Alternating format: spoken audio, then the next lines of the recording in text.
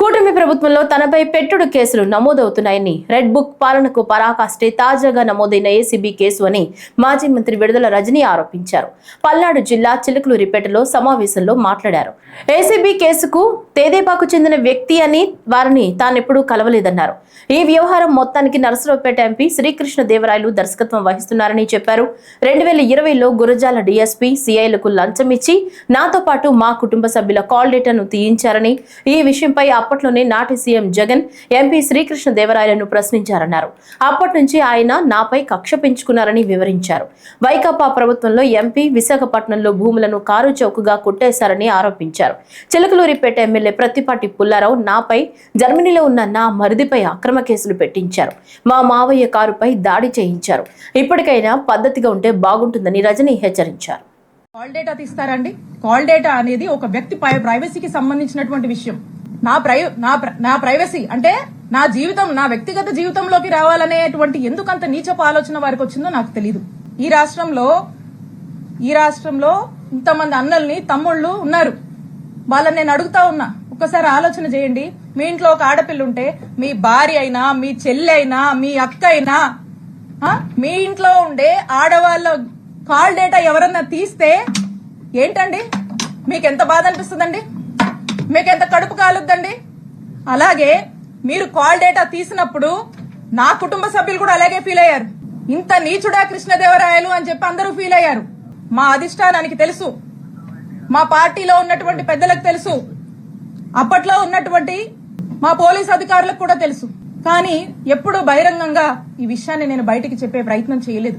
ఇది జరిగినప్పుడు మా నాయకుడు జగన్మోహన్ రెడ్డి గారికి ఇంత మీన్ మెంటాలిటీ ఉన్నటువంటి ఈ వ్యక్తి ఈ విధంగా నన్ను ఇబ్బంది పెట్టి ఈ విధంగా చేశాడు అని చెప్పి, కాల్ డేటాలు తీస్తాడా అని చెప్పి నేను మా ముఖ్యమంత్రి గారికి షేర్ చేసుకున్నప్పుడు 4 గోడల మధ్య జరిగినటువంటి విషయం. మా ముఖ్యమంత్రి గారు మహిళా పక్షపాతి, మహిళలంటే ఎంతో గౌరవం, 2 ఆడపిల్లల తండ్రి.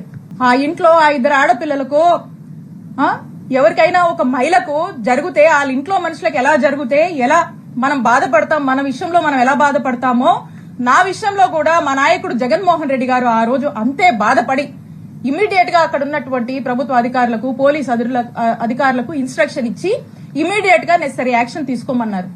ఇమీడియట్ గా నిమిషాల్లో ఆ రోజు ఇక్కడ పనిచేసినటువంటి డీఎస్పీని, ఇక్కడ ఉన్నటువంటి సీఐని పిలిచి పోలీస్ అధికారులు మాట్లాడితే ఆ పోలీసులు ఏం స్టేట్మెంట్ ఇచ్చారండి? Upon the pressure of honourable MP Narasaraopet Lavu Krishnadevarayalu, upon his instructions మేము ఇది తీయాల్సి వచ్చింది అని చెప్పారు. నిమిషాల్లో సస్పెండ్ అయ్యారు ఆ పోలీసులు.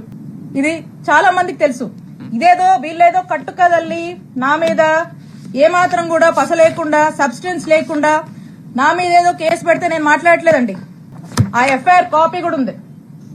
మా నంబర్ల మీద తీసినటువంటి ఎఫ్ఐఆర్ కాపీ ఇది కూడా ఉంది, ఎవిడెన్స్. అక్కడున్నటువంటి డీఎస్పీ, అక్కడున్నటువంటి సీఐ సస్పెండ్ అయ్యారు.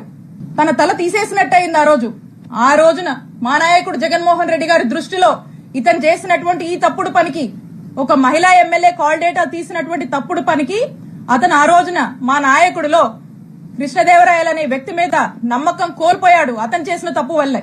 అది మనసులో పెట్టుకొని, అదే కోపం మనసులో పెట్టుకొని ఈ రోజున రివెంజ్ అధికారం ఉంది కాబట్టి ఈ రోజున రివెంజ్ తీసుకునేటువంటి భాగంగా, ఈ రివెంజ్ లో భాగంగా ఈ కట్టుకథలల్లి ఈ రోజు నన్ను డిఫేమ్ చేస్తూ నా మీద ఒక నింద, నా మీద ఒక ముద్ర వేసేటువంటి ప్రయత్నం లావు కృష్ణదేవరాయలు గారు చేస్తా ఉన్నారు.